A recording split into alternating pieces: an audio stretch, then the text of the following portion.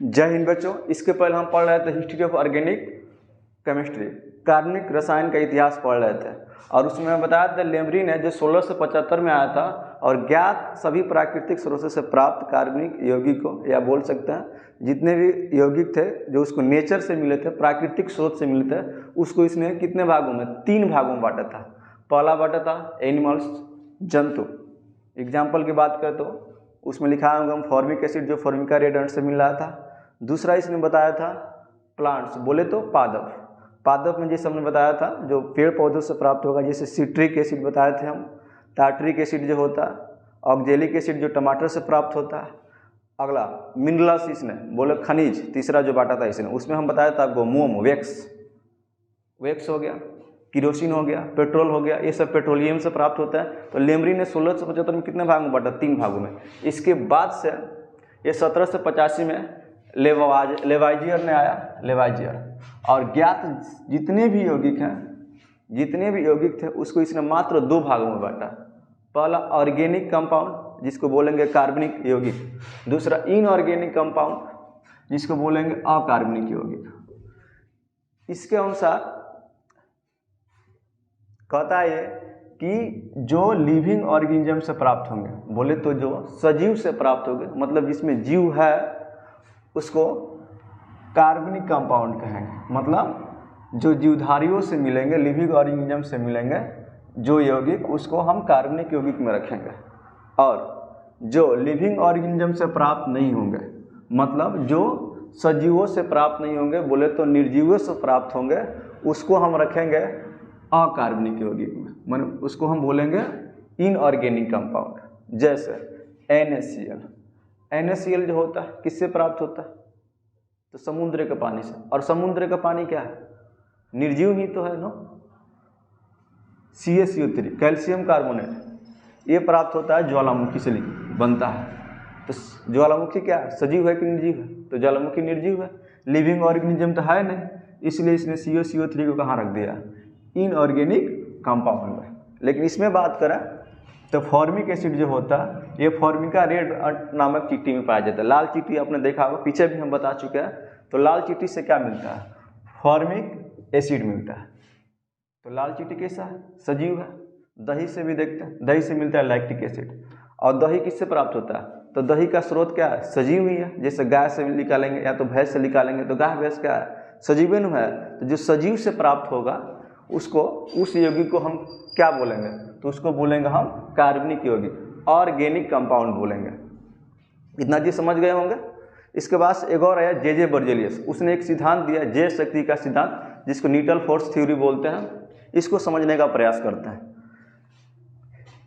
इस सिद्धांत के अनुसार इसने पहला बात यह कहा कि कार्बनिक यौगिक को प्रयोगशाला में नहीं बनाया जा सकता।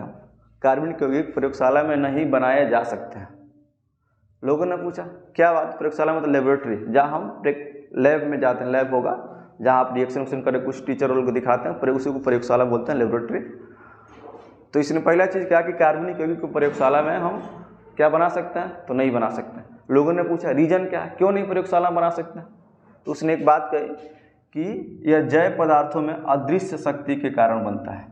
मतलब जैव पदार्थ मतलब जो सजीव वस्तुएं हैं, जिसमें जीव है, उसमें एक अदृश्य शक्ति पाया जाता है। अदृश्य शक्ति का मतलब वो शक्ति आपको दिखाई नहीं देगा, उसी शक्ति के कारण क्या बनता है, कार्बनिक यौगिक बनता है। इसलिए कार्बनिक यौगिक को प्रयोगशाला में नहीं बना सकते। फिर समझिए, ये बोला था कार्बनिक यौगिक को प्रयोगशाला में हम नहीं बना सकते।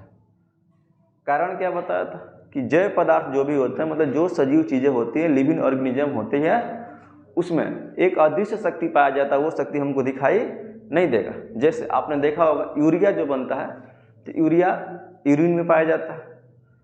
तो अभी मूत्र किससे निकलता है, सजीव से ही निकलता है, उसमें यूरिया पाया जाता है।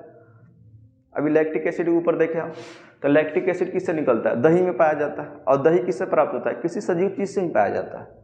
तो यानी जो भी कार्बनिक यौगिक है वो सिर्फ किससे मिल सकता है, सजीवों से ही मिल सकता है। इसलिए इसको हम प्रयोगशाला में नहीं बना सकते हैं। इस चीज़ को किसने बताया था, जे बर्जेलियस ने पहला चीज़ कहा था।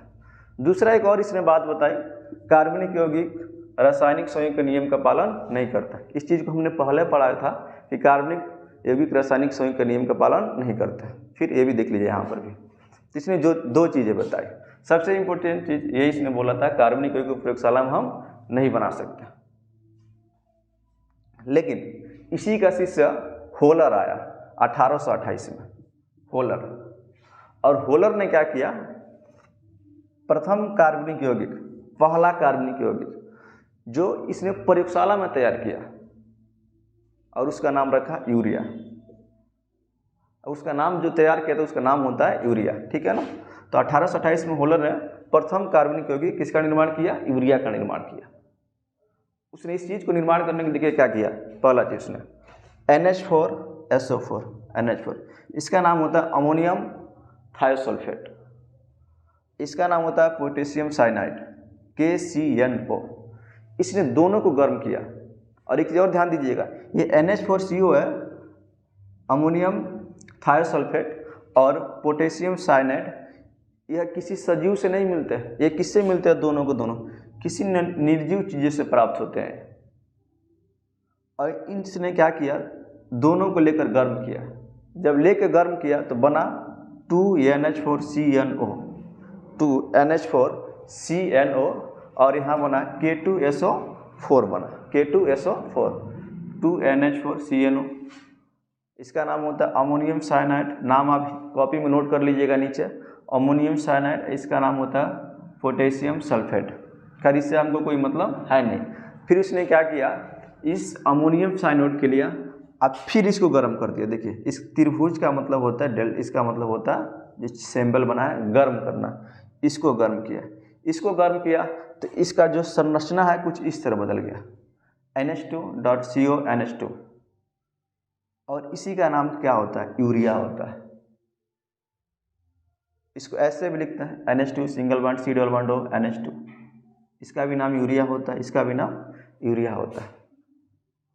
आप समझिए, ये शुरू में क्या लिया था, निर्जीव चीज लिया था, और निर्जीव से क्या बना दिया, सजीव बना दिया। निर्जीव सजीव नहीं, सॉरी, निर्जीव से क्या बना दिया, यूरिया बना दिया। इसका नाम होता है यूरिया। और यूरिया पहला कार्बनिक यौगिक है जो प्रयोगशाला में तैयार किए गए थे होलर के द्वारा। और अब अभी हम पीछे पढ़ा है कि इसके पहले बर्जेलियस का क्या मानना था, क्या कार्बनिक यौगिक किसी निर्जीव से प्राप्त कर सकते हैं या प्रयोगशाला में उसको हम बना सकते हैं, तो प्रयोगशाला में नहीं बना सकते हैं। ये किसने बताया था, जे बर्जेलियस ने बताया था।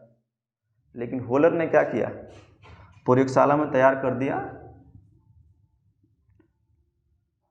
किसके किसके साथ ऐसा, अमोनियम सल्फेट और पोटेशियम साइनाइड को गर्म किया, बना अमोनियम साइनाइड। फिर अमोनियम साइनाइड को गर्म कर दिया, क्या बन गया, यूरिया बन गया। जैसे इसने होलर ने यूरिया को तैयार किया, पूरा हल्ला मच गया कि जो बर्जेलियस सिद्धांत दिया था ये तो गलती बताया था, क्योंकि इसका सिद्धांत का कहना था कि कार्बनिक यौगिक को हम प्रयोगशाला में बना ही नहीं सकते। होलर ने क्या किया, ये किधर गया, 1828 में यूरिया का निर्माण कर दिया।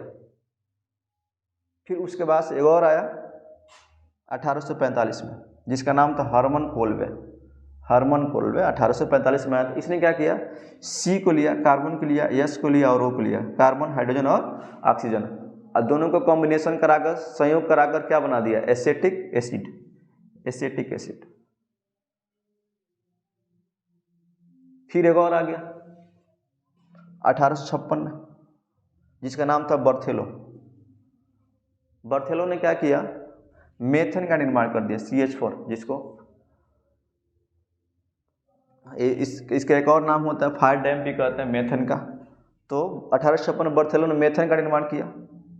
जब ये तीन चीज़ें बन गई, पहला होलर ने यूरिया बना दिया 1828 में प्रयोगशाला में, दूसरा 1845 में हरमन कोल्वे ने एसेटिक एसिड बना दिया, उसके बाद से बर्थेलो आया, बर्थेलो ने मेथेन का निर्माण कर दिया। जब तीन कार्बनिक यौगिक का निर्माण प्रयोगशाला में हो गया तो लोगों ने जो बर्जेलियस सिद्धांत दिया था, कार्बनिक जैव शक्ति का जो सिद्धांत दिया था, न्यूटन फोर्स थ्योरी, लोगों ने इसको नकार दिया, कहा कि नहीं, ये सिद्धांत तो गलती है। अगर इसका सिद्धांत सही होता तो क्या हम यूरिया को एसिटिक एसिड को और मीथेन को प्रयोगशाला में तैयार कर पाते हैं? नहीं तैयार करते हैं। अतः इसके बाद से इस सिद्धांत का बोले तो जैव शक्ति सिद्धांत का अंत हो गया, इसका समापन हो गया, इस सिद्धांत को नकार दिया गया। इतना चीज़ों का आप समझे होंगे। इसके बाद से हम प्रॉपर्टी ऑफ कार्बन, कार्बन के गुण के बारे में पढ़ेंगे अगले वीडियो में।